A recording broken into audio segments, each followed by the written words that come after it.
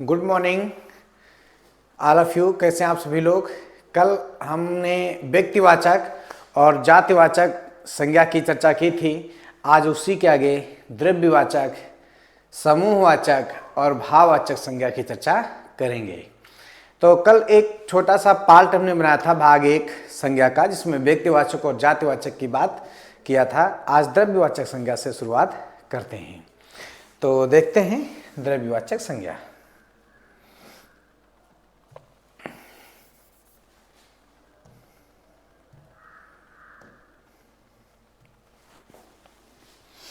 तीसरा भेद है द्रव्यवाचक संज्ञा।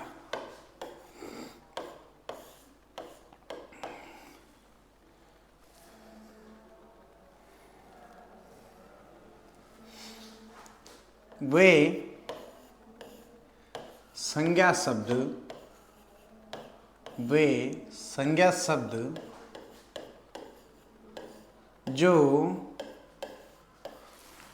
जो किसी द्रव्य पदार्थ का बोध कराते हैं, किसी द्रव्य पदार्थ का बोध कराते हैं,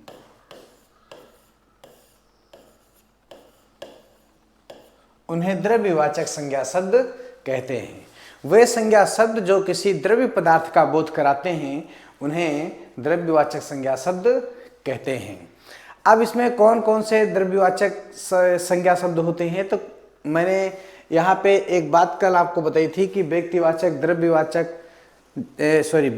जातिवाचक, द्रव्यवाचक, समूहवाचक, भाववाचक, ये अर्थ के आधार पे 5 प्रकार की संज्ञाओं को हम पढ़ते हैं। तो जो द्रव्यवाचक संज्ञा है ये 3 प्रकार की होती हैं। द्रव्यवाचक संज्ञा 3 प्रकार की होती हैं, जिसमें पहले नंबर पे हम लोग पढ़ते हैं ठोस पदार्थ। क्या पढ़ते हैं?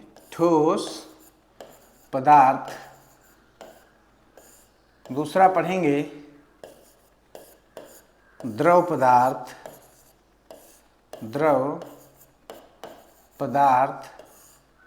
और तीसरा पढ़ेंगे गैसीय पदार्थ। तो ये 3 प्रकार की संज्ञाएं इसमें हम लोग पढ़ेंगे। द्रव्यवाचक संज्ञा में पहले नंबर में ठोस पदार्थ, द्रव पदार्थ और गैसीय पदार्थ 3 प्रकार की संज्ञाओं को पढ़ेंगे। तो देखते हैं ठोस पदार्थ में कौन कौन सी संज्ञाओं का प्रयोग किया जाता है। ठोस में जैसे सोना,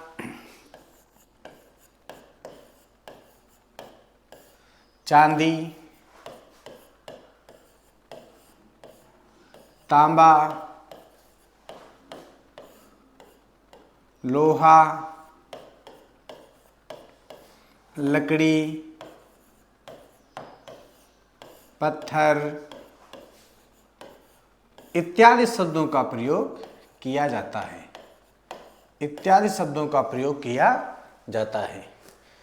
तो हम कह सकते हैं कि इसमें सोना, चांदी, तांबा, लोहा, लकड़ी, पत्थर इत्यादि शब्दों का प्रयोग किया जाता है।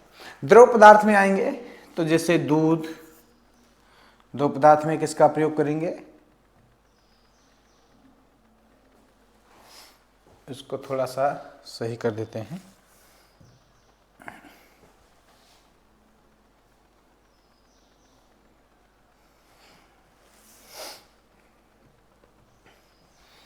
पत्थर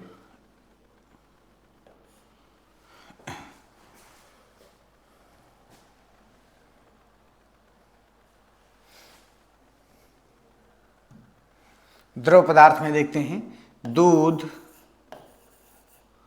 घी, दही,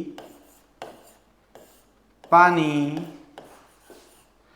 तेल, जूस, लस्सी इत्यादि शब्दों का प्रयोग करते हैं। ठीक है, तो ये द्रव पदार्थ हो गए, दूध है, घी है, दही है, पानी है, तेल है, जूस है, लस्सी है। ये कैसे पदार्थ हैं? ये सभी द्रव पदार्थ माने जाएंगे। अब हम बात करते हैं गैसीय पदार्थ की। गैसीय पदार्थ में क्या आता है? जैसे धुआं, क्या होगा? जैसे धुआं है, और ऑक्सीजन है, ऑक्सीजन है, नाइट्रोजन है, नाइट्रोजन है, कोहरा है, कोहरा है, कार्बन डाइऑक्साइड है, कार्बन डाइऑक्साइड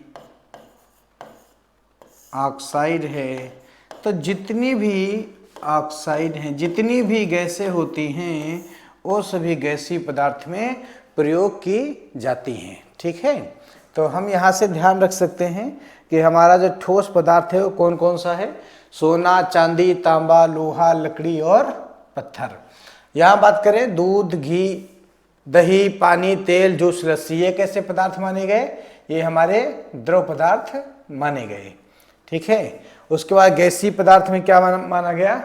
गैसीय पदार्थ में धुआं है, ऑक्सीजन है, नाइट्रोजन है, कोहरा है, कार्बन डाइऑक्साइड है, इत्यादि गैसें जो हैं आपको इसमें देखने को मिलेंगी। ठीक है, ये यहाँ पे लस्सी लिखा हुआ था।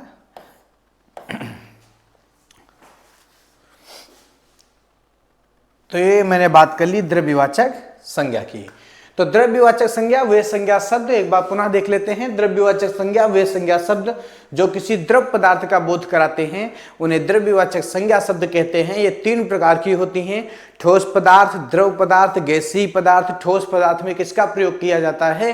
ठोस पदार्थ में जैसे सोना है, चांदी है, तांबा है, लकड़ी है, पत्थर है, लोहा है, इत्यादि शब्दों का प्रयोग किया जाता है। द्रव पदार्थ में आएंगे दूध है, घी है, तेल है, दही है, पानी है, इत्यादि शब्दों का प्रयोग किया जाता है। गैसीय पदार्थ में जाएंगे जैसे धुआं है, कोहरा है, ऑक्सीजन है, इत्यादि गैसों का प्रयोग किया जाता है।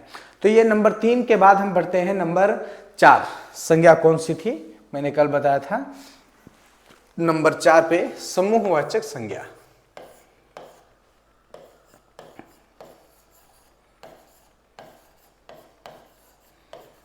समूहवाचक संज्ञा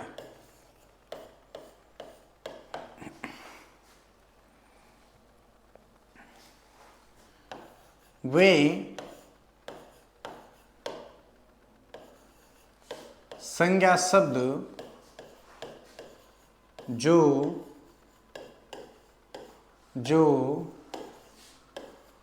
किसी एक व्यक्ति का वाचक, वे संज्ञा शब्द जो किसी एक व्यक्ति का वाचक न होकर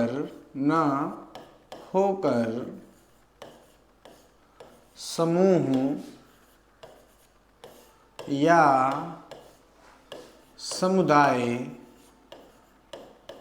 समुदाय का वाचक होते हैं, समूह या समुदाय का वाचक होते हैं,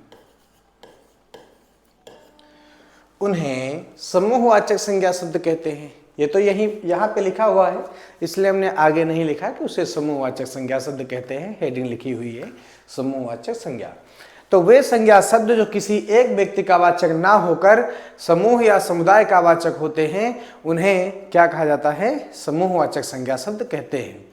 अब यहाँ से वचन में भी आपको बहुत से प्रश्न मिल जाएंगे, क्योंकि जो समूहवाचक संज्ञा के अधिकांशतः शब्द होते हैं उनका एक वचन में प्रयोग किया जाता है। जैसे पुलिस है, किस वचन में प्रयोग होगा? एक वचन में प्रयोग होता है। परिवार है, कौन सी संज्ञा है? समूहवाचक संज्ञा है। सेना है, कौन सी संज्ञा है? समूहवाचक संज्ञा है। तो समूह में एक पूरा समूह बनता हो, जो भी शब्द हो वही आपका समूहवाचक में प्रयोग किया जाता है। तो जैसे आपका परिवार, प्रश्न आए कि परिवार में कौन सी संज्ञा है? तो उत्तर देना है समूहवाचक संज्ञा है। परिवार है, सेना है, पुलिस है, लोग हैं, गुच्छा है, टोली है,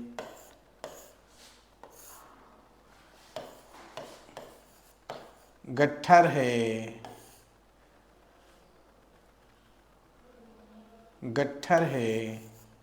वृंद है, ठीक है, वृंद है, घौंद है। अब ये घौंद क्या होता है? घौंद, जो घौंद की बात आई है, घौंद क्या होता है? घौंद कहते हैं, जैसे जिसमें देखा होगा ये कई बार प्रश्न ग्रामीण परिवेश लेखपाल में पूछा गया है कि घौंद शब्द कैसा है या घौंद में कौन सी संज्ञा है।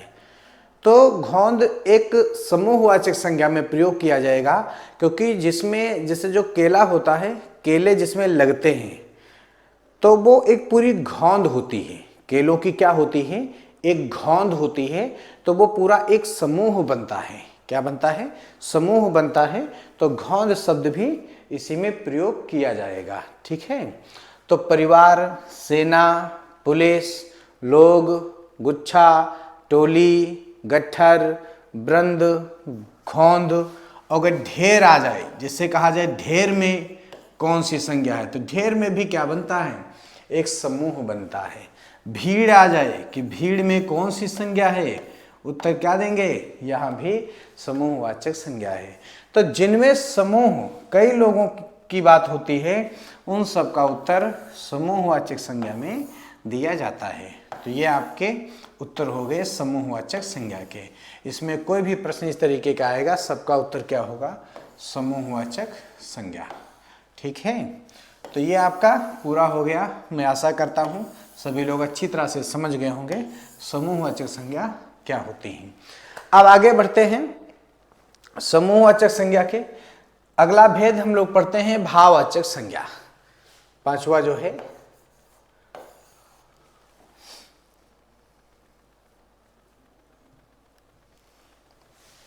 भाववाचक संज्ञा।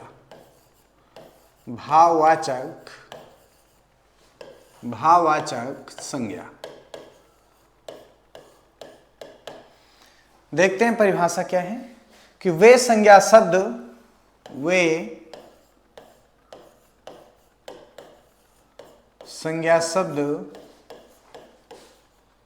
जो किसी भाव, गुण,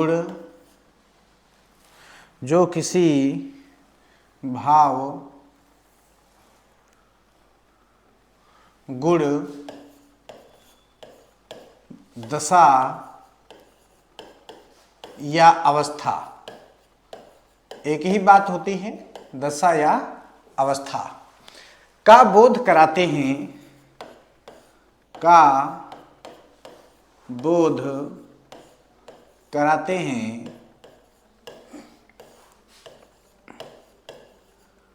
दशा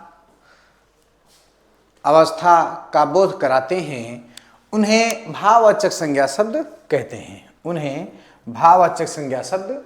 हैं। तो वे संज्ञा शब्द जो किसी भाव, गुण, दशा, दोष, दशा अवस्था एक ही बात होती है, इनका बोध कराया जाए, वो सब भाववाचक संज्ञा शब्द होते हैं। जो भाववाचक संज्ञा होती है वो अदृश्य होती है। कैसी होती है? अदृश्य होती है। और अदृश्य होने के साथ साथ क्षणिक होती है, मतलब हमेशा नहीं रहते हैं, कुछ ही पल के लिए होता है, ये माना जाता है। जैसे क्रोध है, जैसे क्रोध अभी उत्पन्न हुआ तो क्या क्रोध हमेशा रहेगा? नहीं, कुछ पल रहता है और वो स्वतः शांत हो जाता है। चिंता है, हम लोग किसी बात को सोचते हैं तो वो भी कुछ ही पल रहता है और बाद में शांत हो जाता है। तो भाववाचक संज्ञा में जो भी शब्द आएगा वो अदृश्य होता है और क्षणिक होता है। जैसे यहाँ पे मैं लिख रहा हूँ कुछ शब्द हैं, जैसे दया। कहा जाए दया में कौन सी संज्ञा है? दया है,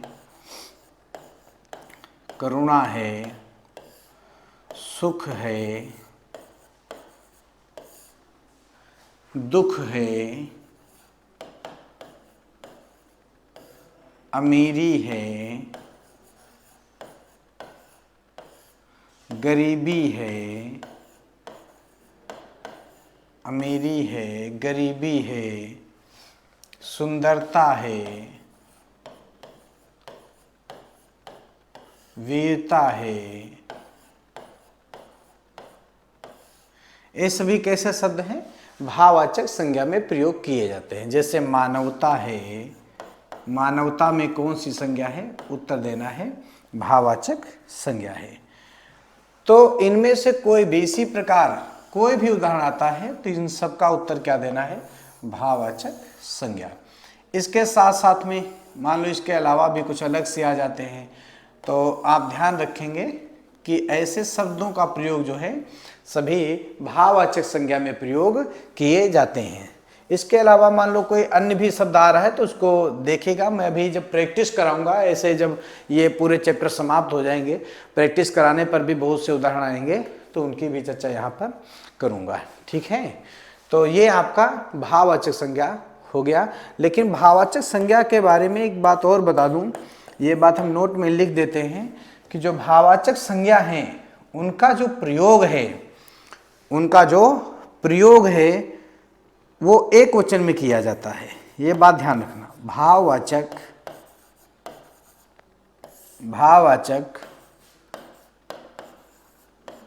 संज्ञा का प्रयोग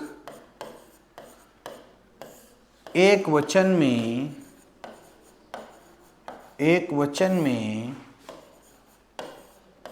किया जाता है।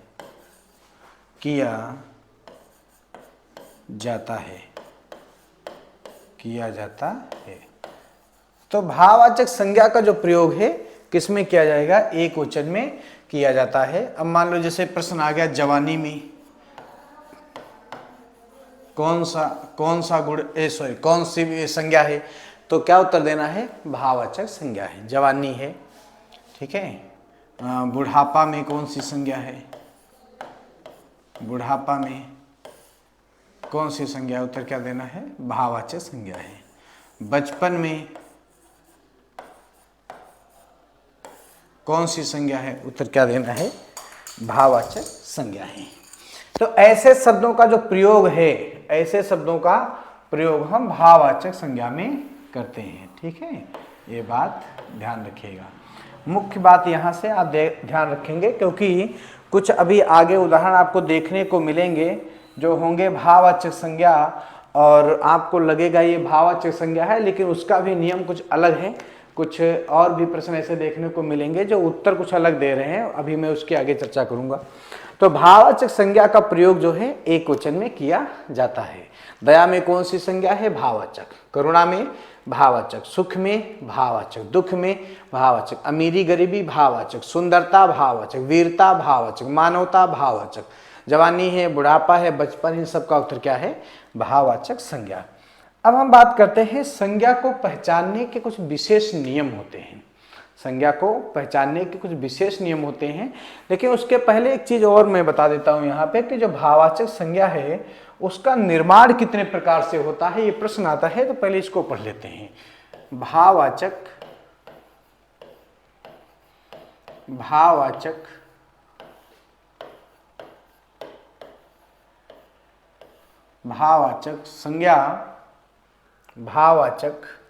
संज्ञा का निर्माण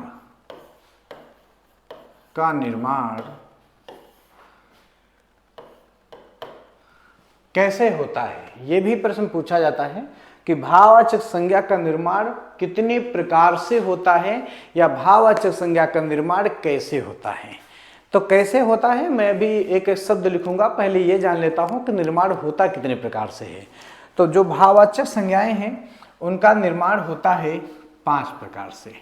कितने प्रकार से होता है? 5 प्रकार से निर्माण होता है। भाववाचक संज्ञा का निर्माण कितने प्रकार से होता है? 5 प्रकार से होता है। कौन कौन से वो 5 प्रकार हैं जिनसे हम निर्माण करेंगे? तो पहले नंबर पे आएगा जातिवाचक संज्ञा। जातिवाचक संज्ञा जातिवाचक संज्ञा। दूसरा पढ़ेंगे हम लोग सर्वनाम। सर्वनाम, दूसरा पढ़ेंगे सर्वनाम, मतलब जातिवाचक संज्ञा से, सर्वनाम से भाववाचक संज्ञा का निर्माण होगा। तीसरा किससे होगा? विशेषण से। विशेषण से भी भाववाचक संज्ञा का निर्माण होता है। अगला देखिए नंबर 4 में, जातिवाचक संज्ञा से, सर्वनाम से, विशेषण से, क्रिया से। क्रिया से भी भाववाचक संज्ञा का निर्माण होता है। और नंबर 5 अव्यय से। अव्यय से भाववाचक संज्ञा का निर्माण होता है। तो ये 5 प्रकार हैं जिनसे भाववाचक संज्ञाओं का निर्माण किया जाता है। कौन कौन से 5 प्रकार हैं? जातिवाचक संज्ञा से, सर्वनाम से, विशेषण से, क्रिया से और अव्यय से। इनमें कुछ प्रत्यय लगाए जाते हैं, प्रत्यय लगाकर उनका निर्माण किया जाता है। अब वो प्रत्यय कौन कौन से हैं ये तो मैंने आपको बता दिया कि इनसे निर्माण होगा, भाववाचक संज्ञा का निर्माण होगा। लेकिन कौन कौन से प्रत्यय हैं तो मैं कुछ प्रत्यय बता रहा हूं, बाकी उसी तरीके से सारे प्रत्यय जोड़कर उनका निर्माण किया जाता है। जैसे आव, त्वा, पन, अन, इमा, ई, ता इत्यादि प्रत्यय शब्दों का प्रयोग किया जाता है। इसके अलावा भी हो सकते हैं आव, त्वा, पन, अन, इमा, ई, ता इत्यादि प्रत्यय शब्दों का प्रयोग किया जाएगा और इसके अलावा भी प्रत्यय आ सकते हैं। तो अब निर्माण कैसे होगा? तो निर्माण करने के लिए जो मैंने 5 आपको शब्द बताए हैं, जातिवाचक संज्ञा, सर्वनाम, विशेषण, क्रिया, अव्यय, हम एक एक करके लिखेंगे। कैसे लिखेंगे? कि जातिवाचक संज्ञा से भाववाचक संज्ञा का निर्माण। तो जो उदाहरण आएगा पहले जातिवाचक का होगा, फिर उससे भाववाचक संज्ञा का निर्माण करेंगे। फिर दूसरी हेडिंग हम लोग पढ़ेंगे सर्वनाम से भाववाचक संज्ञा का निर्माण। तो 2 कॉलम बनेंगे, एक तरफ सर्वनाम होगा, एक तरफ भाववाचक संज्ञा होगा। पहले आपको सर्वनाम दिए जाएंगे और ऐसे प्रत्यय जोड़कर भाववाचक संज्ञा का निर्माण कर देंगे, जिनमें से जो भी प्रत्यय जुड़ेगा। फिर अगली हेडिंग हम लोग लिखेंगे विशेषण से भाववाचक संज्ञा का निर्माण। जब विशेषण से आएगा तो 2 कॉलम फिर बनेंगे, एक विशेषण, एक भाववाचक संज्ञा, और ऐसे ही प्रत्यय जोड़कर उनका निर्माण करेंगे। उसके बाद में क्रिया दी हुई है, क्रिया से भाववाचक संज्ञा का निर्माण, और ऐसे ही सेम बिल्कुल इसी तरीके से अव्यय से भाववाचक संज्ञा का निर्माण। इन्हीं प्रत्ययों के साथ या इसके अलावा भी जो प्रत्यय जुड़ेगा उनको जोड़कर हम लोग निर्माण करेंगे। ठीक है, तो आगे बढ़ते हैं और नंबर 1 पहली हेडिंग लेते हैं, जातिवाचक संज्ञा से भाववाचक संज्ञा का निर्माण।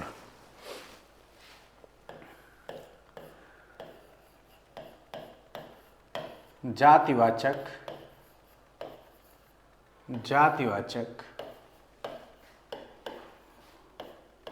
संज्ञा से भाववाचक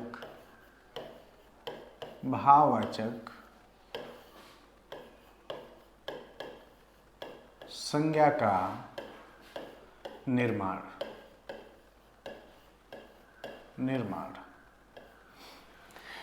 जातिवाचक संज्ञा से भाववाचक संज्ञा का निर्माण, ये आपकी हेडिंग लिख दी गई। अब इसमें जो मैं बता रहा था कि 2 कॉलम बनेंगे, एक जातिवाचक संज्ञा का बनेगा और एक भाववाचक संज्ञा का कॉलम बनेगा। उन्हीं में हम कुछ प्रत्यय जोड़ेंगे जातिवाचक संज्ञा के साथ और भाववाचक संज्ञा का निर्माण कर देंगे। ठीक है, देखते हैं। जैसे मैंने पहला कॉलम बनाया जातिवाचक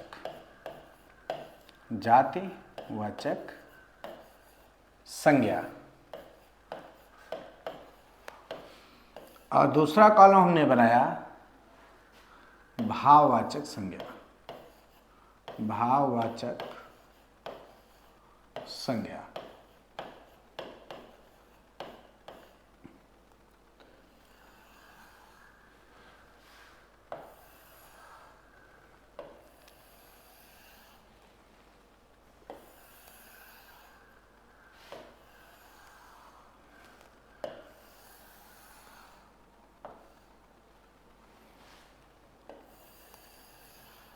1 2 3 4 5 और अगर आवश्यकता पड़ेगी तो और कॉलम बना लेंगे। कुछ उदाहरण देते हैं, पहले हम लोग समझते हैं।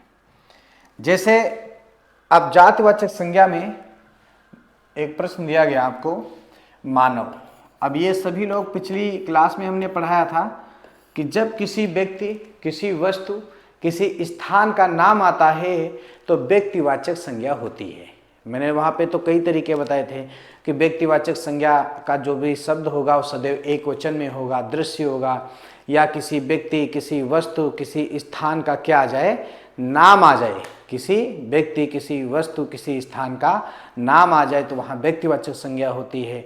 अब किसी व्यक्ति, किसी वस्तु, किसी स्थान का नाम ना आए तो उत्तर जातिवाचक संज्ञा हो जाता है। तो उसी प्रकार से हम यहाँ देखेंगे, जैसे मानव है, ये कोई नाम नहीं है, जातियों का बोध करा रहा है, जाति का बोध करा रहा है, तो मानव में जातिवाचक संज्ञा है।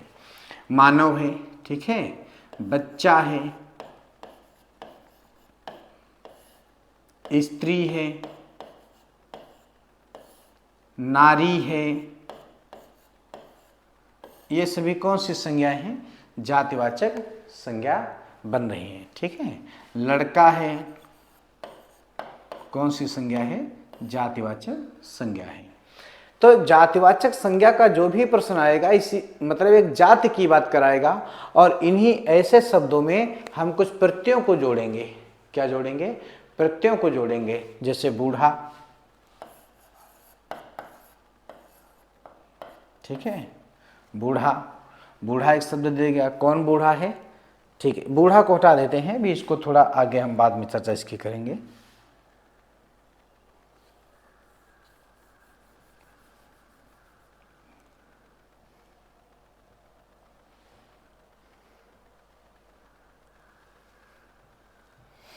ठीक है, देखिए अब मानव दिया गया, तो मानव में अगर ता प्रत्यय जोड़ दिया जाए, मानव में क्या जोड़ा जाए, ता प्रत्यय जोड़ दिया जाए, तो भाववाचक में क्या बनेगा, मानवता। अब प्रश्न आपका इस तरीके से आएगा कि जैसे मानव दिया गया, पूछेगा प्रश्न कि मानव का भाववाचक रूप क्या होगा, तो उत्तर आपको देना है मानवता। और यह प्रश्न इस तरीके से आ जाए कि मानवता में कौन सी संज्ञा है, तो उत्तर देना है भाववाचक संज्ञा। इस प्रश्न को मैं लिख के बता देता हूं, समझ लीजिए। जैसे आपका प्रश्न आया कि मानव में,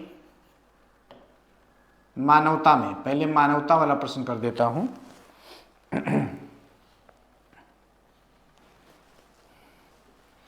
मानवता में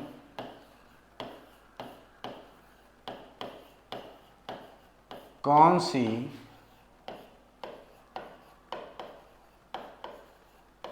संज्ञा है, मानवता में कौन सी संज्ञा है, इस तरीके से प्रश्न आपका दिया गया। तो ये मानवता में ऑप्शन आपको दिए जाएंगे, व्यक्तिवाचक संज्ञा है, जातिवाचक संज्ञा है, समूहवाचक संज्ञा है, भाववाचक संज्ञा है। तो हमने देखा मानव जातिवाचक है, ता प्रत्यय लगा हुआ है, तो सीधा उत्तर देना है भाववाचक संज्ञा है। फिर जैसे दिया गया बच्चा, तो बच्चा से क्या बना, बचपन, क्या बना, बचपन।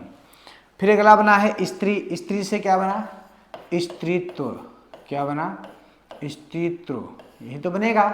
ठीक है, अगला जैसे नारी, नारी से क्या बनेगा, नारीत्व, नारीत्व।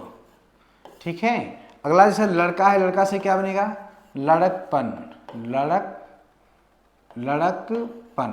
ठीक है, आप जैसे यहीं पे प्रश्न देता आदमी, आदमी, तो बनेगा आदमियत, आदमियत। ठीक है, इस तरीके से।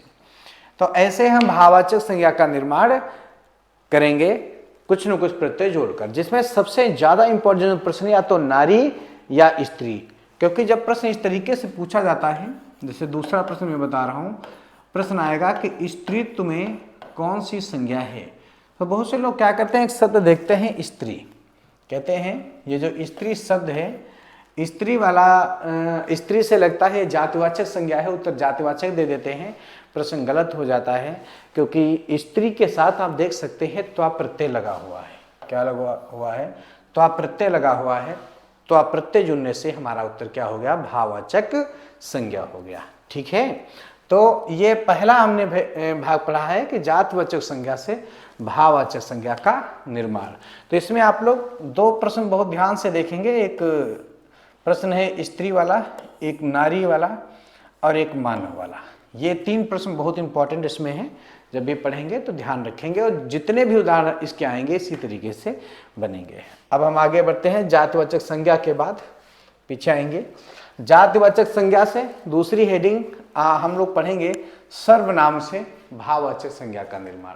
जो मैंने पीछे बताया था उसमें देख सकते हैं आप लोग। जातिवाचक से मैंने पढ़ा दिया। अब हम लोग पढ़ेंगे दूसरा वाला, सर्वनाम से भाववाचक संज्ञा का निर्माण। ठीक है, आगे बढ़ते हैं।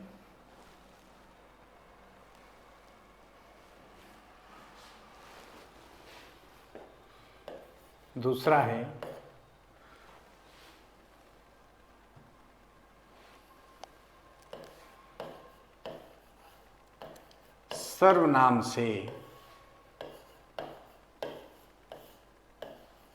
सर्वनाम से भाववाचक संज्ञा का निर्माण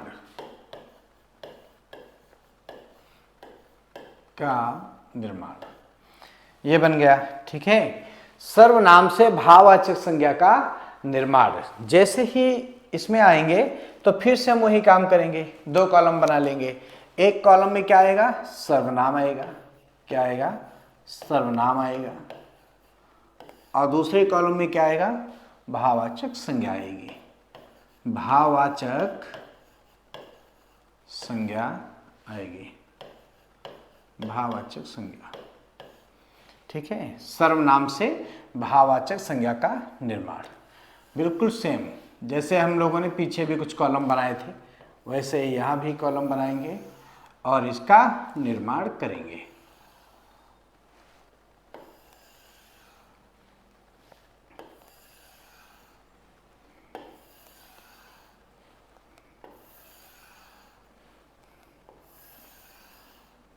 ठीक है, देखते हैं। अब सर्वनाम में जैसे प्रश्न दिया गया अपना, सर्वनाम में प्रश्न आया अपना। अपना शब्द कैसा है? सर्वनाम है। अपना शब्द कैसा है? सर्वनाम है। ठीक है, अपना के बाद जैसे दिया गया पराया, निज, मम, सर्व इत्यादि शब्दों का प्रयोग किया जाता है। तो जैसे पहला इन्होंने दिया अपना, अब बनाना क्या है? भाववाचक संज्ञा। तो इसमें पन जोड़ दो, अपनापन। और अगर त्वा जोड़ते हो, अपनत्व भी करते हो तो भी सही होगा। ठीक है, तो हम जोड़ते हैं इसमें अपनापन या अपनत्व। ये हो गया। अगला देखते हैं। पराया से क्या बनेगा? परायापन। परायापन बनेगा। निज से क्या बनेगा? निजता बनेगा। निज से क्या बनेगा? निजता बनेगा। निज से निजता बनेगा। या निजत्व भी बना सकते हो, निजत्व ये भी बना सकते हो। ठीक है, मम से क्या बनेगा? ममता बनेगा। या ममत्व भी कर सकते हो, ममता या ममत्व। सर्व से क्या बनेगा? सर्वस्व बनेगा। क्या बनेगा? सर्वस्व बनेगा। तो ऐसे शब्दों का प्रयोग अगर किया जाएगा तो सर्वनाम से भाववाचक संज्ञा का निर्माण हो जाएगा। ठीक है, तो मैं आशा करता हूं ये भी आप लोग अच्छी तरह से समझ गए होंगे। और अब तीसरे भेद की तरफ चलते हैं। तीसरा भेद कौन सा था? मैंने 5 बताए थे। पहला जातिवाचक से हो गया, सर्वनाम से हो गया। अब हम लोग पढ़ेंगे विशेषण से। उसको देखने के लिए आप पीछे थोड़ा आ सकते हैं। पीछे हमने हेडिंग लिखी थी, जातिवाचक संज्ञा से हो गया, सर्वनाम से हो गया। अब हम लोग पढ़ेंगे विशेषण से भाववाचक संज्ञा का निर्माण। ठीक है, अब विशेषण से कैसे उत्तर बनेंगे, बिल्कुल सेम यही तरीका उसमें भी चलेगा। चलिए आगे बढ़ते हैं, देखते हैं। जातिवाचक संज्ञा से हो गया, सर्वनाम से हो गया, विशेषण से। तीसरा है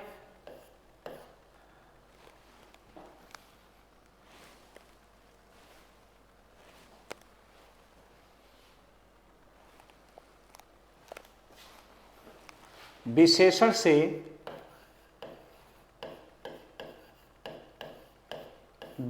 से भाववाचक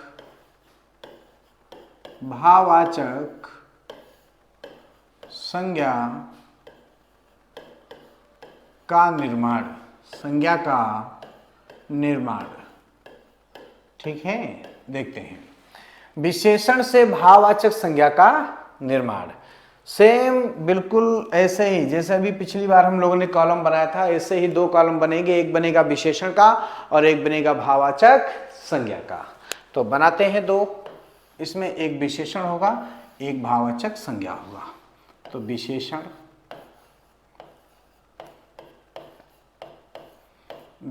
से भाववाचक संज्ञा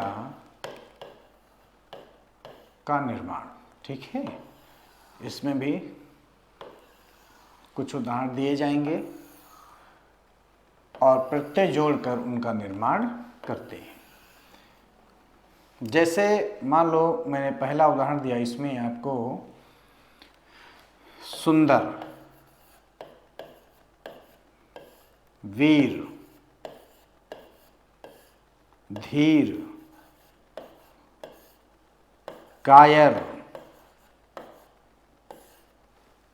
जवान, ठीक है। देखते हैं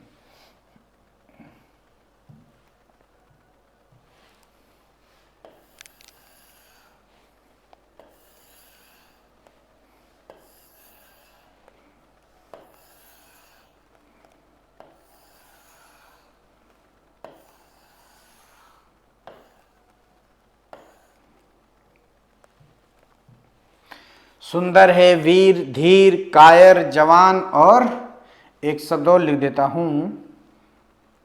सुंदर हो गया, वीर हो गया, धीर हो गया, कायर हो गया, जवान हो गया, भला हो गया। ये सभी क्या हैं?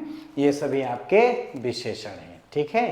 तो इनमें भी प्रत्यय जोड़कर उसका निर्माण हम लोग करेंगे। अब सुंदर में क्या जोड़ा जाए कि भाववाचक संज्ञा का निर्माण हो जाए, तो सुंदर में ता जोड़ दो। क्या जोड़ो? ता। तो क्या बनेगा भाववाचक? सुंदरता, सुंदरता, ठीक है। अगर सुंदरता ऑप्शन ना हो, मान लो हमने ता प्रत्यय जोड़कर सुंदरता का निर्माण कर लिया, अगर सुंदरता ऑप्शन ना हो तब क्या करेंगे? तो सौंदर्य भी सही होगा। क्या सही होगा? सौंदर्य।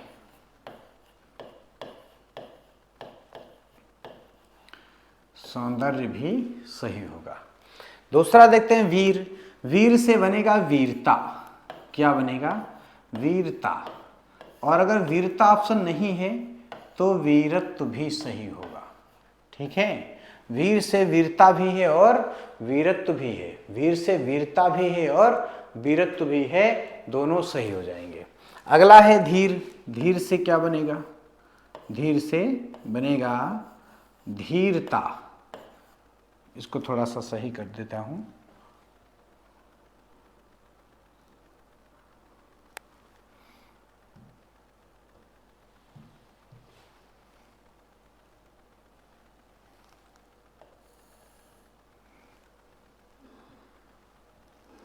धीर से बनेगा धीरता।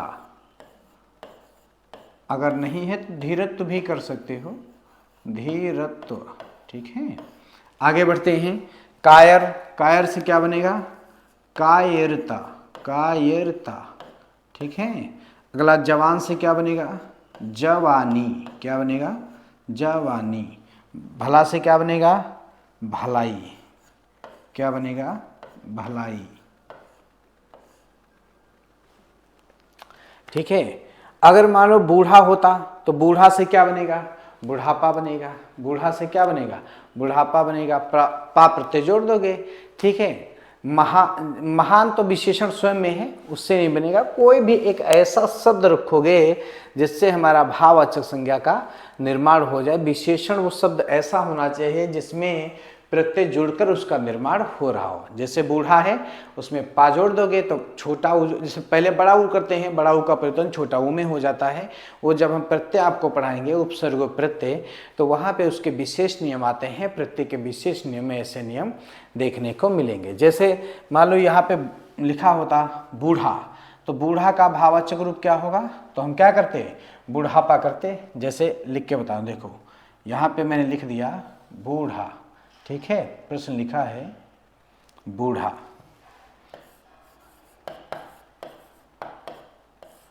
अब बूढ़ा का भाववाचक रूप क्या होगा, उत्तर देंगे बुढ़ापा होगा, ठीक है, बुढ़ापा। अब अगर इनमें से ऐसे आपसे प्रश्न पूछ रहा है कि सुंदरता में कौन सी संज्ञा है, तो भाववाचक। वीरता में कौन सी संज्ञा है, तो भाववाचक। धीरता में कौन सी संज्ञा है, भाववाचक। कायरता में कौन सी संज्ञा है, भाववाचक। बुढ़ापा में कौन सी संज्ञा है, भाववाचक। भलाई में कौन सी संज्ञा है, भाववाचक। तो ऐसे शब्दों का निर्माण हमें करके देना है। सही उत्तर भाववाचक संज्ञा में, ठीक है। तो तीसरा हो गया विशेषण से। तो जातिवाचक संज्ञा से हमने पढ़ लिया, सर्वनाम से पढ़ लिया, विशेषण से पढ़ लिया। अब हम कुछ उदाहरण देते हैं क्रिया से, ठीक है। अगला पार्ट कौन सा था, पीछे देख सकते हैं, क्रिया से होगा। पहले देखते हैं नंबर 1 जातिवाचक संज्ञा से पढ़ा था, सर्वनाम से पढ़ा, विशेषण से पढ़ा, और अब पढ़ेंगे हम लोग क्रिया से। क्रिया से भाववाचक संज्ञा का निर्माण, ठीक है। बढ़ते हैं आगे।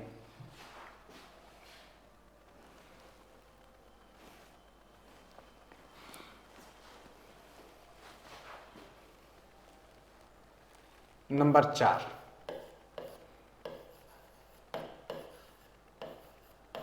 क्रिया से भाववाचक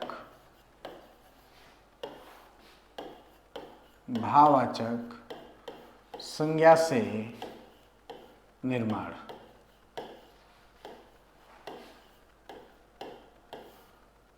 ठीक है, क्रिया से भाववाचक संज्ञा का निर्माण बिल्कुल उसी तरीके से जैसे हम लोग पीछे पढ़ के आए हैं। क्रिया वाला कॉलम, एक भाववाचक संज्ञा वाला कॉलम। तो पहला कॉलम हमने बनाया क्रिया का, क्रिया से दूसरा कॉलम बनेगा भाववाचक संज्ञा, भाववाचक संज्ञा। ठीक है, क्रिया से भाववाचक संज्ञा। अब जैसे क्रिया में हमने प्रश्न लिखा नाचना का भाववाचक रूप क्या होगा।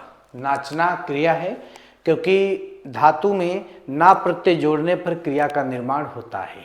ठीक है, तो नाच आपका मूल शब्द है, धातु है, उसमें जैसे ही हमने ना प्रत्यय जोड़ा, देखो क्रिया का निर्माण हो गया।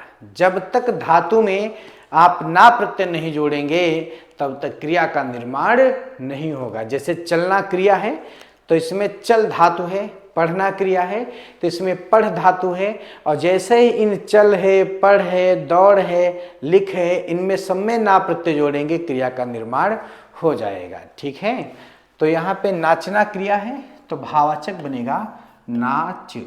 क्या बनेगा? नाच बनेगा, भाववाचक बनेगा नाच। जैसे है लिखना, अगला प्रश्न है लिखना का भाववाचक रूप क्या होगा? लेख बनेगा। क्या बनेगा? लेख। जैसे है पढ़ना, पढ़ना का भाववाचक रूप क्या बनेगा? पढ़ना का पढ़ाई बनेगा। क्या बनेगा? पढ़ाई बनेगा। जैसे है कमाना, कमाना का भाववाचक क्या बनेगा? कमाना का कमाई बनेगा। ठीक है, जैसे है जीतना, जीतना का भाववाचक रूप क्या बनेगा? जीतना का जीत बनेगा। क्या बनेगा? जीत बनेगा। तो इस तरीके से हम क्रिया से भी भाववाचक संज्ञा का निर्माण करेंगे। तो ये भी आपका पूरा हो गया। तो पहला कौन सा था? नाच, नाचना से नाच बनेगा, लिखना से लेख बनेगा, पढ़ना से पढ़ाई बनेगा, कमाना से कमाई बनेगा और जीतना से जीत बनेगा। तो ये भाववाचक क्रिया से भाववाचक संज्ञा का निर्माण पूरा हो गया। तो मैं आशा करता हूँ ये भी आप लोग अच्छी तरह से समझ गए होंगे। अब अगला भेद जो पांचवा है, क्योंकि भाववाचक संज्ञा का निर्माण ही 5 प्रकार से होता है। जातिवाचक संज्ञा से पढ़ लिया हमने, सर्वनाम से भी पढ़ लिया, क्रिया से भी पढ़ लिया, अव्यय से आपको पढ़ना पड़ेगा क्योंकि जातिवाचक संज्ञा, सर्वनाम, विशेषण, क्या सभी हो गए। अब अगला हम लोग पढ़ेंगे अव्यय से भाववाचक संज्ञा का निर्माण। चलिए इसको भी देख लेते हैं कैसे इसमें प्रश्न आएंगे। Number 4, number 5।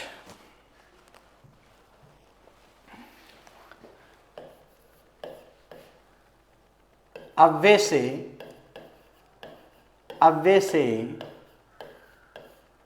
भाववाचक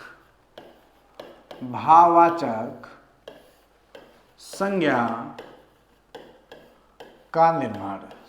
का निर्माण। अव्यय से भाववाचक संज्ञा का निर्माण सेम बिल्कुल उसी तरीके से 2 कॉलम बनेंगे, एक अव्यय का बनेगा और एक भाववाचक संज्ञा का बनेगा। तो बनाते हैं 2 कॉलम, अव्यय और एक है भाववाचक संज्ञा। भाववाचक संज्ञा।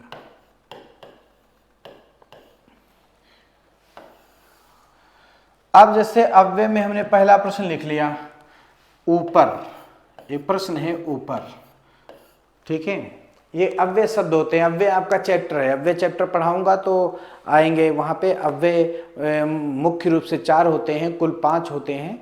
तो जब उसकी चर्चा होगी तब बताएंगे। क्रिया विशेषण अव्यय होता है, संबंध बोधक अव्यय होता है, समुच्चय बोधक अव्यय होता है, विस्मयाद बोधक अव्यय होता है, इसी में निपात जुड़ता है, ठीक है। तो जब अव्यय चैप्टर हम लोग पढ़ेंगे तो उसकी चर्चा करेंगे। तो अव्यय ऊपर है, ऊपर का भाववाचक रूप क्या बनेगा? तो ऊपरी बनेगा। ऊपर से क्या बनेगा? ऊपरी बनेगा, ठीक है। अब जैसे भीतर है, भीतर अव्यय शब्द है, भीतर का भाववाचक रूप क्या बनेगा? भीतरी बनेगा। क्या बनेगा? भीतरी बनेगा। ऊपर है, भीतर है, ठीक है। और जैसे कह दिया गया ऊपर, भीतर, बाहर, जैसे आ जाए बाहर, तो बाहर से भाववाचक संज्ञा क्या बनेगा? बाहरी बनेगा। तो ऐसे ही इनका निर्माण करना है, ठीक है। ऊपर से ऊपरी, बाहर से बाहरी, भीतर से भीतरी, इसी तरीके से अव्यय से भाववाचक संज्ञा का निर्माण हम लोग करेंगे। तो ये आपके जो 5 प्रकार की संज्ञाएं थी भाववाचक संज्ञा से, अव्यय से भाववाचक संज्ञा का निर्माण, तो कुछ इस तरीके से हम लोग उत्तर निकालेंगे। उनमें कोई न कोई प्रत्यय जोड़कर उसका निर्माण करते हैं। तो मैं आशा करता हूँ ये भी आप लोग अच्छी तरह से समझ गए होंगे कि किस तरीके से हमें जातिवाचक संज्ञा से, सर्वनाम से, विशेषण से, क्रिया से और अव्यय से भाववाचक संज्ञा का निर्माण जो 5 प्रकार से होता था, हम लोगों ने 5 प्रकार से देखा कि किस तरीके से भाववाचक संज्ञा का निर्माण किया गया। तो अब हम आगे बढ़ते हैं। कुछ अभी भी इसमें प्रश्न बचे हुए हैं। मैंने शुरुआत में आज पढ़ाने से पहले बताया था कि आपको कुछ ऐसे प्रश्न देखने को मिल सकते हैं कि आपको लगेगा ये व्यक्तिवाचक है, उत्तर जातिवाचक हो जाता है। कुछ प्रश्न ऐसे देखने को मिलते हैं कि हमें लगता है उत्तर जातिवाचक है, उसका उत्तर व्यक्तिवाचक हो जाता है। कुछ ऐसे प्रश्न देखने को मिलते हैं हमें लगता है भाववाचक है, उसका उत्तर जातिवाचक हो जाता है। तो ये कैसे होता है? तो ये संज्ञा को पहचानने के कुछ विशेष नियम होते हैं। तो उसके मैं पहले कुछ उदाहरण लिख रहा हूं और उन उदाहरणों के माध्यम से मैं आपको बताऊंगा कि इसका कौन सा विशेष नियम होता है। तो देखते हैं। एक हेडिंग हम लोग पहले लिखते हैं, संज्ञा को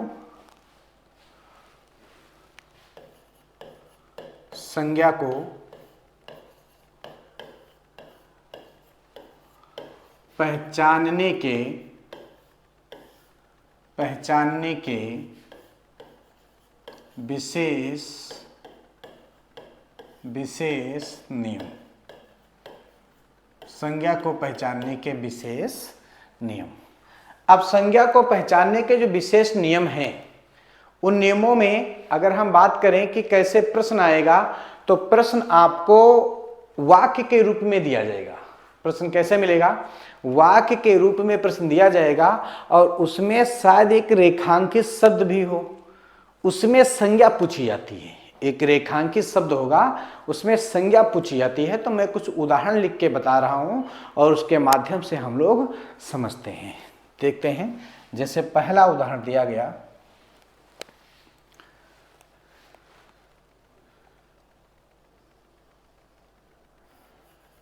पहला प्रश्न है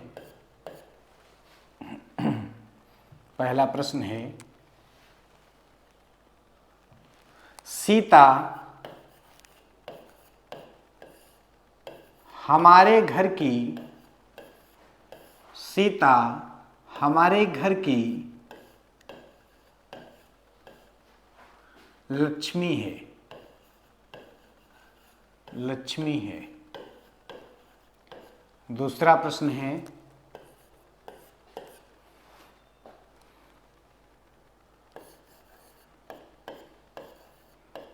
बाबा जैक्सन को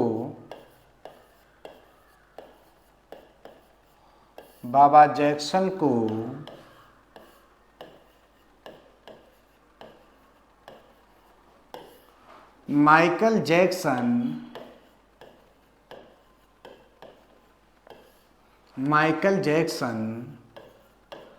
कहा जाता है।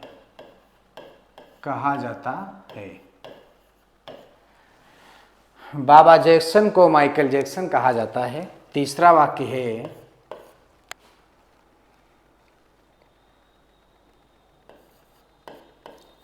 राजकुमारी तो पूरी गंगा है। राजकुमारी तो पूरी गंगा है। अगला प्रश्न लिखा गया कालिदास को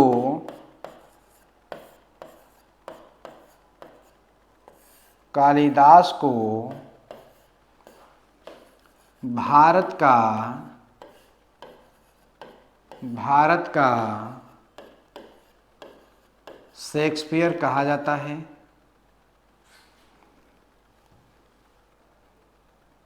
कालिदास को शेक्सपियर कहा जाता है।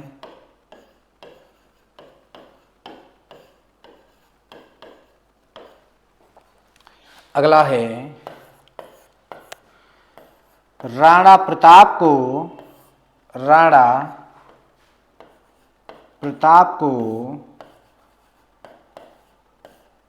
मेवाड़ का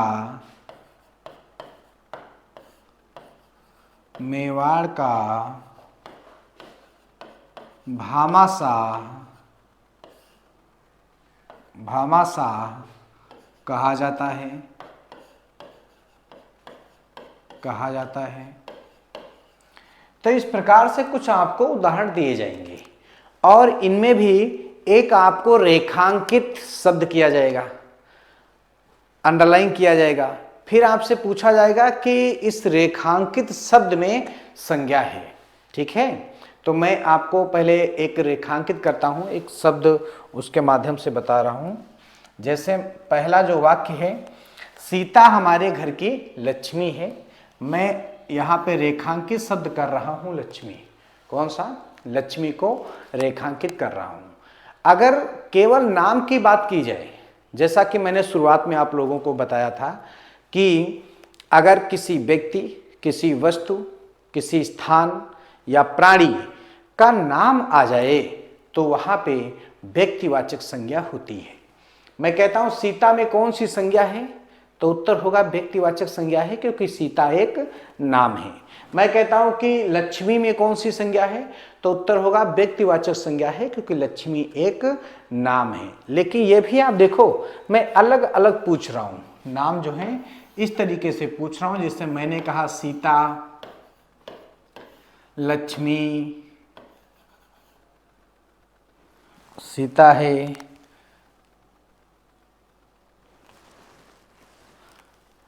लक्ष्मी है, मोहन है, मीरा है, सोहन है। आप देख सकते हैं केवल नाम पूछे जा रहे हैं। मीरा में कौन सी संज्ञा है व्यक्तिवाचक, मोहन में कौन सी संज्ञा है व्यक्तिवाचक, लक्ष्मी में कौन सी संज्ञा है व्यक्तिवाचक, क्योंकि नाम है, व्यक्ति प्राणी के नाम है। व्यक्ति प्राणी का नाम आता है तो उत्तर व्यक्तिवाचक होता है। लेकिन जब ये वाक्य दिए जाते हैं, यहां पे मैं एक केवल शब्द पूछ रहा हूं, यहां आप देखेंगे कि वाक्यों की बात की जा रही है। यहां उत्तर बदल रहा है थोड़ा सा। उत्तर क्या बदल रहा है, जो ऊपर मैंने हेडिंग लिखी है संज्ञा को पहचानने के विशेष नियम, वो नियम क्या है, ठीक है, पहले इसको देखते हैं। संज्ञा को पहचानने के विशेष नियम। नियम यह है कि जैसे जब कोई संज्ञा अपने नाम के साथ में, यहां भी आप देखेंगे एक शब्द दिया है सीता, क्या शब्द दिया हुआ है, सीता शब्द दिया हुआ है, एक शब्द दिया है सीता, ठीक है। यहां पे देखेंगे एक शब्द है बाबा जैक्सन, इधर देखेंगे माइकल जैक्सन, यहाँ पे शब्द है राजकुमारी, यहाँ पे शब्द है गंगा, यहाँ पे शब्द है कालिदास, यहाँ पे शब्द है शेक्सपियर, यहाँ पे शब्द है राणा प्रताप, यहाँ पे भामाशा। जो हमने रेखांकित किया है उसमें आप देख सकते हैं कि ये जो शब्द हैं ये सभी एक व्यक्ति या प्राणी के नाम हैं। अगर व्यक्ति और प्राणी के नाम हैं तो मैं यही अभी कह रहा हूं काफी देर से कि ये सभी व्यक्तिवाचक संज्ञा के उदाहरण हैं, लेकिन केवल नाम पूछा जाए तो। यहां पे हम देख रहे हैं कि वाक्य में ये नाम प्रयोग किए जा रहे हैं, तो हमारा नियम बदल रहा है। नियम क्या कहता है, सुनिए ध्यान से।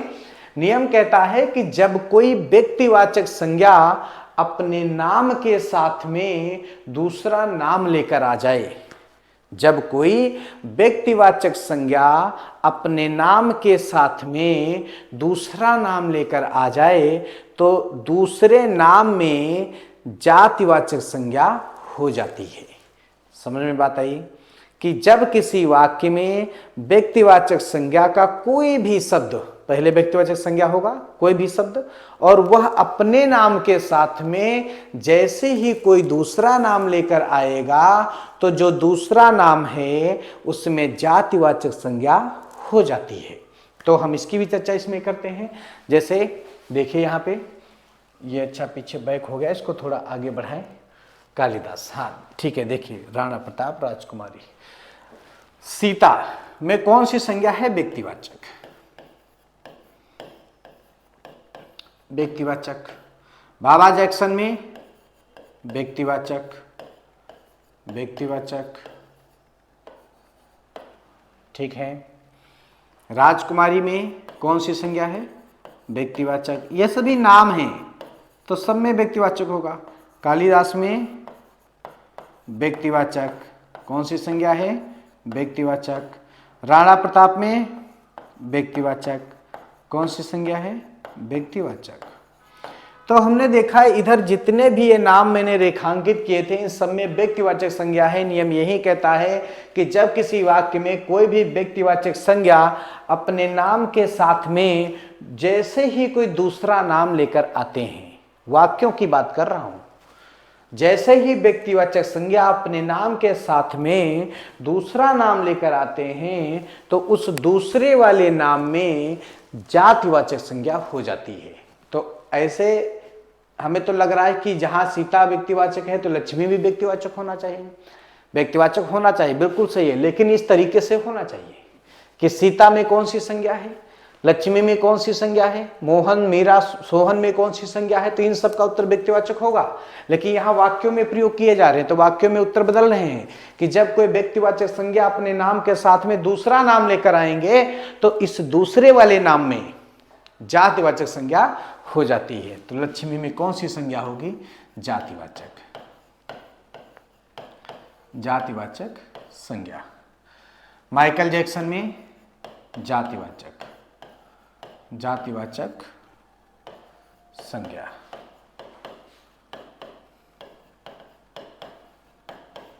गंगा भी एक नाम है। हमने आपको बताया था जब पढ़ाया था व्यक्तिवाचक जातिवाचक संज्ञाएं तो कहा था नदी, नदी क्या है, नदी एक जाति है, नदी क्या है? एक जाति है, क्योंकि नदियों के नाम होते हैं, गंगा नदी, माही नदी, कृष्णा नदी, यमुना नदी, सब नाम होते हैं, लेकिन केवल नदी कहा जाए तो वो जाति है। ठीक है, तो गंगा भी जातिवाचक संज्ञा, जातिवाचक संज्ञा।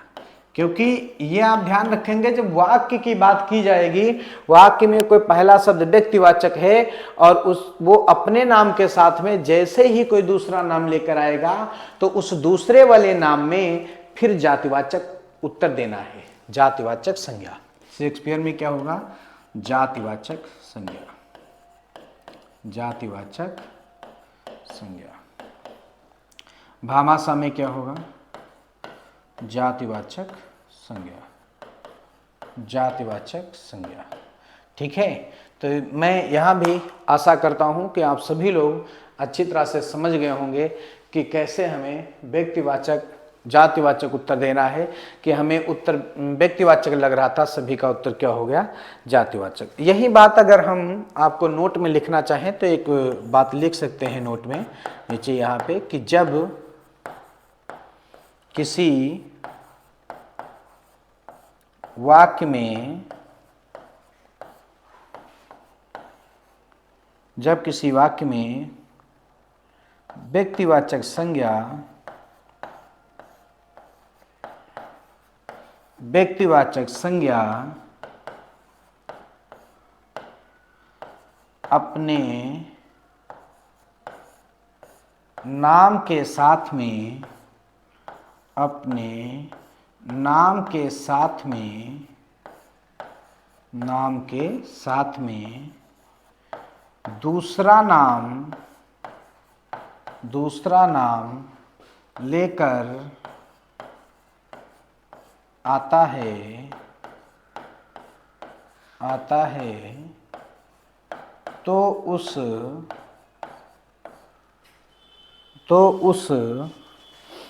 दूसरे नाम में, तो उस दूसरे नाम में जातिवाचक संज्ञा, जातिवाचक संज्ञा होती है, होती है।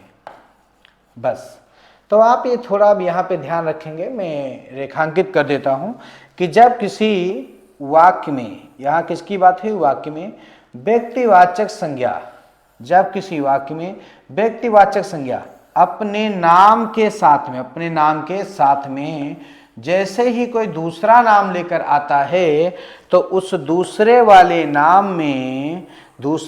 नाम में कौन सी संज्ञा होगी? जातिवाचक संज्ञा हो जाती है। अब स्पष्ट हो गया होगा सभी लोगों को कि जैसे ही हमने बताया कि किसी भी वाक्य में जब कोई पहला शब्द व्यक्तिवाचक संज्ञा अपने नाम के साथ में दूसरा नाम लेकर आएगा तो इस दूसरे वाले नाम में कौन सी संज्ञा हो जाएगी? जातिवाचक संज्ञा हो जाती है। ठीक है, समझ में आ गया सभी लोगों को? ठीक है, अब हम आगे बढ़ते हैं। संज्ञा को पहचानने के विशेष नियम में नोट में एक नियम इस तरीके का था। दूसरा क्या है? दूसरा वाला भी मैं आपको बता रहा हूं। देखिए, पहले एक काम करते हैं, कुछ उदाहरण लिख लेते हैं। पहले हम उदाहरण लिखते हैं। गांधी जी, पहला प्रश्न है, गांधी जी सत्य और अहिंसा के पुजारी थे। गांधी जी सत्य और अहिंसा के पुजारी थे। दूसरा वाक्य है,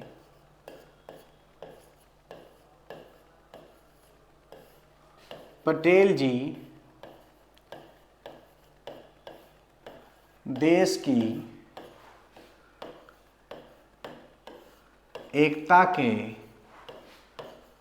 सूत्रधार थे। अगला प्रश्न है, तीसरा, कोहली एक अच्छा खिलाड़ी है। कोहली एक अच्छा खिलाड़ी है। और अगला वाक्य है शुक्ल जी हिंदी साहित्य के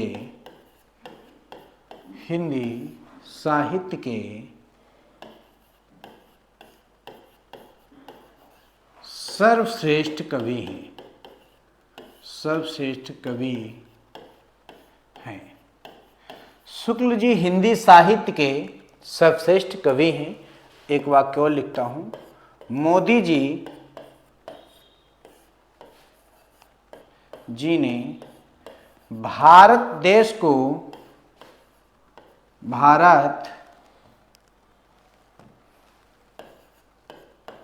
को विदेशों में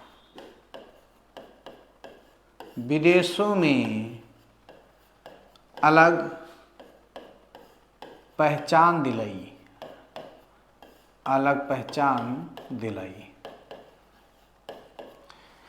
अब सभी लोग देखेंगे यहाँ पे कि जो वाक्य दिए गए हैं उसमें रेखांकित शब्द गांधी जी है, दूसरे में पटेल जी है, एक में कोहली है, एक में शुक्ल जी है, एक में मोदी जी है।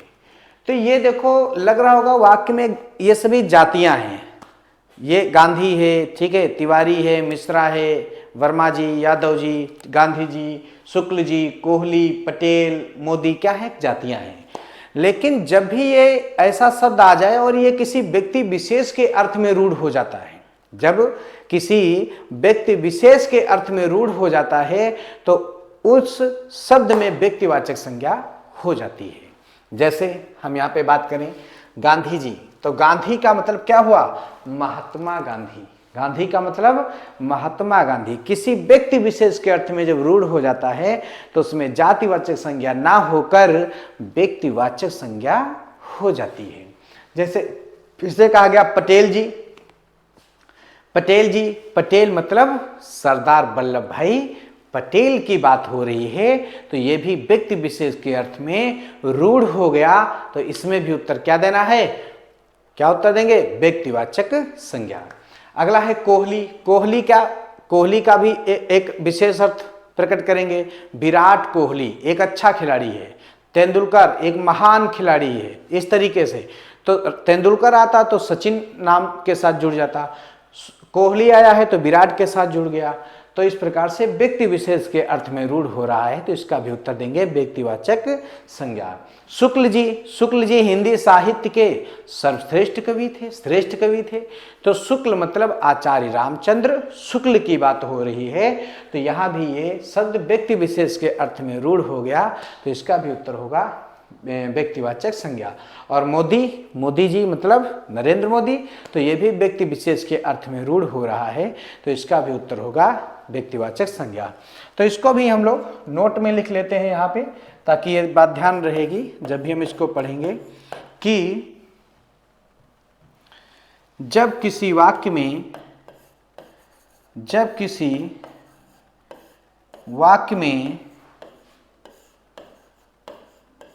जातिवाचक संज्ञा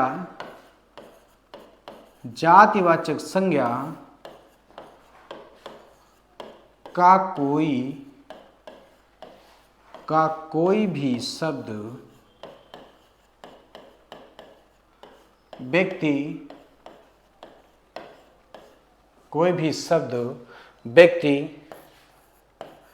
विशेष के अर्थ में रूढ़ हो जाता है,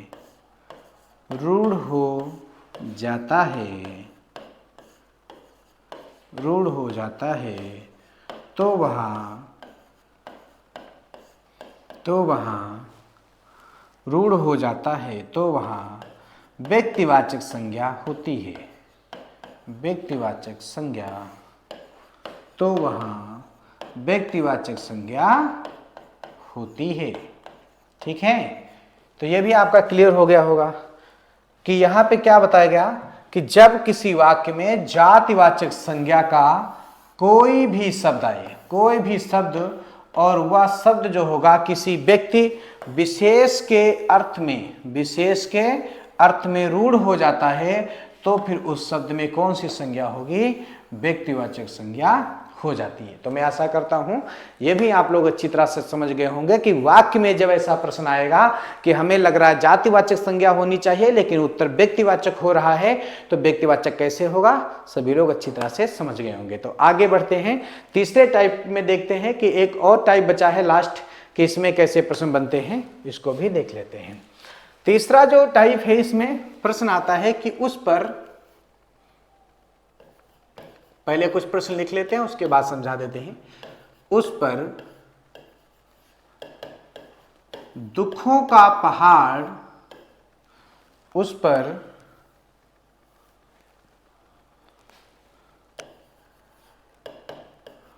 दुखों का पहाड़ टूट पड़ा। दूसरा वाक्य है बड़ों का सम्मान करना चाहिए।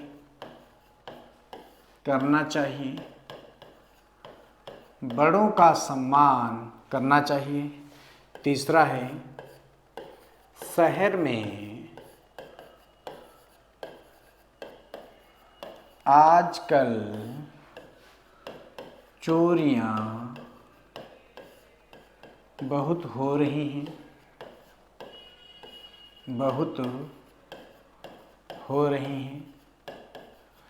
शहर में आजकल चोरियां बहुत हो रही हैं। ठीक है। और एक वाक्य और है, अब तो नजदीकियां भी दूरियां बन गई। ठीक है, देखते हैं। अब मान लो कुछ इस प्रकार के प्रश्न आए और रेखांकित शब्द किया गया, यहाँ पे दुखों है, यहाँ पे बड़ों है, यहाँ पे चोरियां है, यहाँ पे नजदीकियां हैं या दूरियां हैं। इनमें से कोई भी प्रश्न आपको आ जाए, दूरियां मान लो दे दिया गया, ठीक है, कोई भी इनमें से एक आ जाए तो आपको कैसे उत्तर देना है। तो जैसे मैंने आपको बताया दुखों में कौन सी संज्ञा होगी, यहाँ पे उस पर दुखों का पहाड़ टूट पड़ा, दुखों को रेखांकित किया जाता है और पूछा जाता है इसमें कौन सी संज्ञा है, तो अधिकांशतः लोगों का जो उत्तर आता है वो आता है, क्या उत्तर होता है कि कहते हैं इसमें उत्तर होगा भाववाचक संज्ञा। ठीक है, लेकिन ये उत्तर गलत होगा क्योंकि हम थोड़ा पीछे जाएंगे और आपको दिखाना चाहेंगे कि जब हम लोगों ने भाववाचक संज्ञा पढ़ा था तो उसमें आप देख सकते हैं भाववाचक संज्ञा में एक शब्द तो मैंने लिखा था, जो शब्द था दुख। क्या था? दुख। भाववाचक संज्ञा में क्या पढ़ा था? दुख। लेकिन यहाँ पे जो हमारा प्रश्न आया है उसमें आप देखेंगे दुख नहीं लिखा है, भाववाचक संज्ञा में दुख नहीं लिखा है, यहां लिखा है दुखों। क्या लिखा है? दुखों। यह शब्द आप देख सकते हैं, क्या लिखा है? दुखों। तो दुख जो शब्द है ये देख रहे होंगे, ये एक वचन है और दुखों जो है ये बहुवचन है। और जब मैंने भाववाचक संज्ञा पढ़ाई थी तो नोट में ये बात भी बताई थी कि जो भाववाचक संज्ञा है उसका प्रयोग एक वचन में ही किया जाता है। किस में किया जाएगा? किस वचन में? एक वचन में ही प्रयोग किया जाता है। और दुख से बन गया दुखों, मतलब इसको बना दिया गया बहुवचन। तो जैसे ही भाववाचक संज्ञा एक वचन का जब बहुवचन बना दिया जाता है तो फिर उसमें भाववाचक संज्ञा ना होकर जातिवाचक संज्ञा हो जाती है। तो यहां जितने भी उदाहरण ने लिखे हैं सब में कौन सी संज्ञाएं हो जाएंगी? जातिवाचक संज्ञा हो जाएगी। तो देखते हैं, तो दुखों में अगर पूछा जाए तो उत्तर एक देना है आपको, जातिवाचक संज्ञा। ठीक है, एक ही उत्तर देना है, जातिवाचक संज्ञा। जातिवाचक संज्ञा। बड़ों का उत्तर क्या होगा? जातिवाचक संज्ञा, जातिवाचक संज्ञा। चोरियां का क्या होगा? जातिवाचक संज्ञा, जातिवाचक संज्ञा। और दूरियों में क्या होगा? जातिवाचक संज्ञा, जातिवाचक संज्ञा। अब इस बात को हम लोग एक नोट में लिख लेते हैं ताकि जब पढ़ेंगे तो ये फिर ध्यान रहे और क्लियर हो जाए। नोट में क्या लिखेंगे कि जब किसी वाक्य में, जब किसी वाक्य में भाववाचक संज्ञा, भाववाचक संज्ञा एक वचन का, एक वचन का बहुवचन, एक वचन का बहुवचन में प्रयोग किया जाता है, प्रयोग किया जाता है, तो उस बहुवचन शब्द में, उस बहुवचन शब्द में जातिवाचक संज्ञा होती है, जातिवाचक संज्ञा होती है। ये बात आप ध्यान रखेंगे, ठीक है, कि जैसे ही भाववाचक संज्ञा का एक वचन, उसका प्रयोग जैसे ही बहुवचन में किया जाएगा तो बहुवचन वाला जो शब्द होगा उसमें क्या उत्तर देना है? जातिवाचक संज्ञा देना है। जैसे मैं यहाँ पे एक शब्द लिख देता हूँ, जवानी। अब जवानी जो है, जवान शब्द विशेषण में प्रयोग होगा, भाववाचक संज्ञा जवानी, ये एक वचन है, बहुवचन क्या बनेगा? जवानियां। क्या बना? जवानियां। तो जैसे ही जवानियां बना तो ये जातिवाचक में प्रयोग हो गया, ठीक है। और ये जवानी कौन सी संज्ञा थी? भाववाचक थी, एक वचन थी। तो जैसे कुर्बानी आ जाए, हम कुर्बानी की बात करते हैं, कुर्बानी से क्या बनेगा? कुर्बानियां। क्या बनेगा? कुर्बानियां। इस तरीके से कुर्बानियां जैसे ही बहुवचन बनाया तो उत्तर क्या देंगे? जातिवाचक संज्ञा। तो ये आपका पार्ट आज संज्ञा से संबंधित जितने भी भाग आज बचे हुए थे दूसरे पार्ट में हम लोगों ने अच्छी तरह से पढ़ लिया कि द्रव्यवाचक संज्ञा से आज मैंने शुरुआत की।